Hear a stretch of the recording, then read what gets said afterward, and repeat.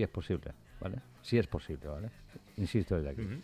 Me hace a mí ilusión, me hace ilusión. Queda lanzado el guante. Así que, Zanoletti, insisto, con todo el afecto y el cariño que te tengo.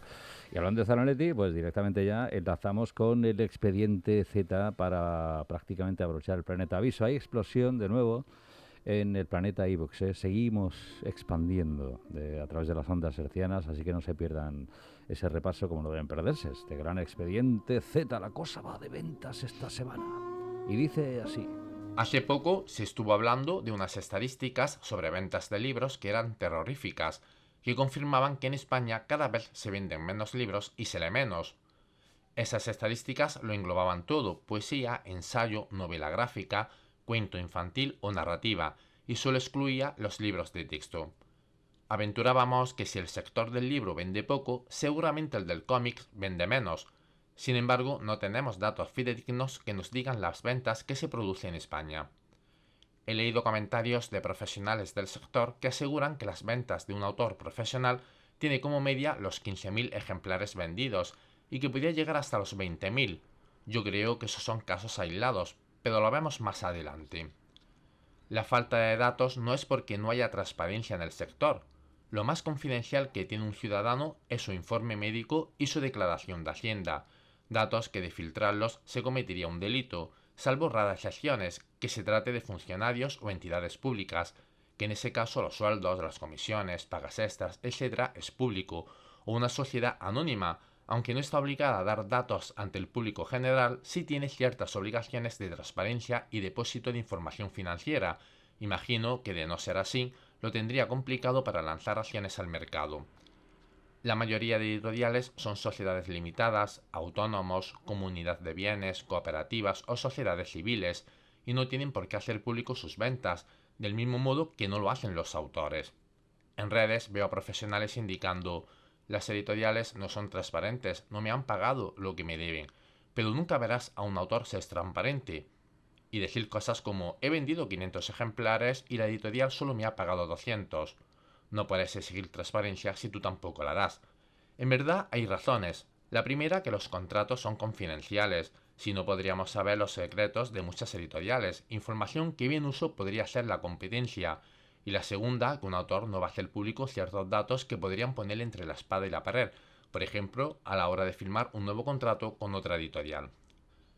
Entidades como Cegal, TVosfera o la sectorial del cómic hacen encuestas entre los libreros con el propósito de elaborar estadísticas sobre ventas y poder medir el pulso del mercado. Pero son datos generales. El librero facilita datos en plan: he comprado 1000 cómics y he vendido 500, he invertido 100 euros y he ganado 200. Resultados: han vendido un 10% más de cómics en este año. Pero se mezclan cómics españoles, internacionales, reediciones, saldo, etc. Entonces nos preguntamos: ¿cómo podemos saber las ventas reales de los cómics españoles? No podemos saberlas, solo intuirlas. Por ejemplo, si SC ha dado quiebra, no hay que ser muy listo para saber que la licencia DC no vende lo suficiente. He recogido algunos ejemplos que nos pueden dar una idea de cómo está el mercado y que cada uno saque sus conclusiones. En 2007, Planeta por primera vez reeditó unos clásicos en ediciones de lujo, a un precio de 35 euros, una barbaridad en aquella época.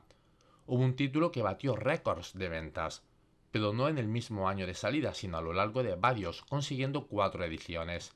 Ese éxito hizo que hoy día se haya normalizado ediciones de lujo. Aquel título fue Watchmen, y Planeta celebró su éxito colocando una banda en la portada que indicaba los ejemplares vendidos. Fueron 30.000. Conseguir en varios años ese número se consideró batir un récord. Hay una editorial, Pony Moon, nacida en 2003, que se especializa en publicar ediciones integrales de las mejores series clásicas y contemporáneas del cómics franco-belga.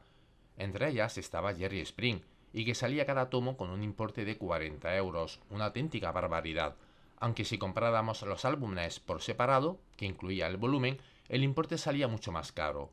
Muchos consumidores se quejaron de ese elevado precio. Años antes, el editor se vio obligado a emitir un comunicado en 2005, que paso a resumir a continuación. Lamentablemente, el reducido número de seguidores de Pony Moon hace que sea imposible mantener invariable nuestra actual política de edición. La gran mayoría de los libros editados han resultado deficitarios, es decir, que la editorial no solo ha ganado dinero, sino que ni siquiera ha podido recuperar el capital invertido.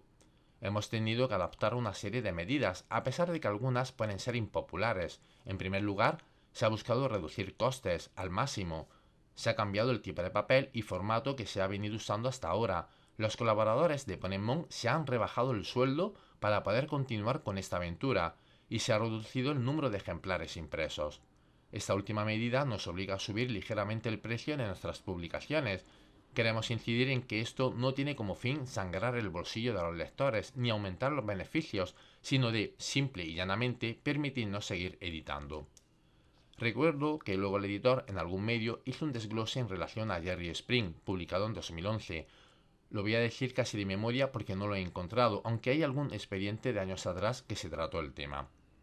Venía a decir que sus ventas alcanzaban un máximo de 800 ejemplares vendidos y que imprimía unos 1200 para que le saliera rentable la impresión, y que por eso tenía un precio de 40 euros. Y ahora esto lo digo yo, supongo que el resto no vendido lo saldaba, y fue una forma de amortizar al 100% la edición, e imagino que esa estrategia continúa en 2026. Sigo con más ejemplos.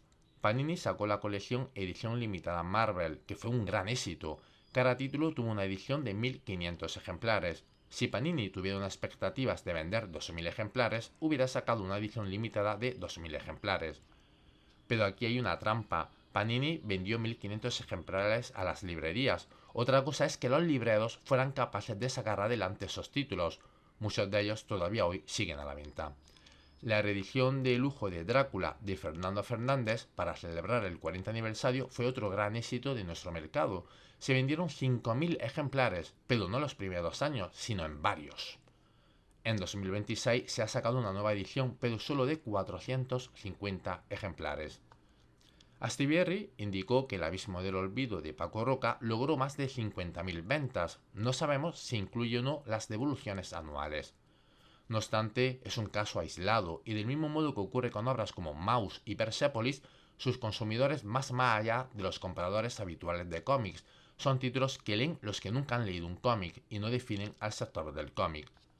Lo mismo pasa con autores españoles que publican en Francia, como Munuera, o títulos como el francés Blacksad, que se traducen en muchos idiomas y sus ventas son gigantescas, no definen el sector del cómic español. Podemos seguir dando ejemplos y todos serán similares.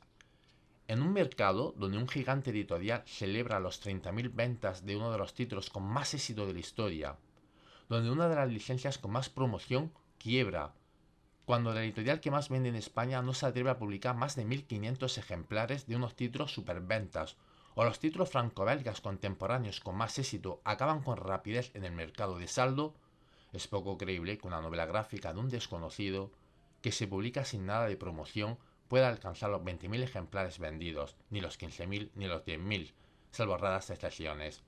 Creo que si eso fuera posible, del mismo modo que Astiberri o Planeta presumen de las ventas de sus ejemplares, también lo harían esos autores y editoriales. El problema de difundir unas ventas no demostradas es que los nuevos autores que llegan al mercado llegan convencidos de esos números y cuando chocan con la realidad, creen que están siendo engañados por las editoriales que no les quieren pagar todas las ventas. Y repito lo de siempre, que se puede vivir de ser autor de cómics y de ser escritor, del mismo modo que se puede vivir de ser ajedrecista, jugador de billar, de pintor de acuarelas o compositor de música, pero es más fácil vivir de ser médico, abogado, fontanero, camarero o ingeniero. Si no tienes eso en cuenta, el baño de realidad que vas a recibir te va a ahogar. Dicho queda, expediente Z al folio de Ortega. Lo primero que esto, que no se ofenda ningún ajedrecista profesional. O sea, que nadie dice que sea, bueno. Sí, ¿no? Que Juanjo ha sacado un tema que el que siempre está en debate, que es el tema de quién es la culpa, ¿no? Y sobre todo de la poca transparencia que suele haber en las cifras. Pero en fin, que no hay un consenso en el tema. ¿El folio de Sánchez? Sí, yo pienso lo mismo, es decir, lo hemos hablado muchas veces, el problema que tenemos los autores es que tú te tienes que fiar de lo que dice la editorial que vende. Cuando tú sabes, incluso a veces, que ha vendido más de lo que quieren reconocer. Incluso que han vendido, no quieren reconocer, que incluso ni saben ellos mismos lo que venden. Y como tú, a fin de cuentas, tienes que cobrar en función de la venta de tu libro, pues eres una parte de la ecuación que te dejan fuera desde el principio. Y eso yo no he visto ninguna editorial que te pueda garantizar que decir, mira, yo vendí esto o he vendido lo otro. O sea, es complicado.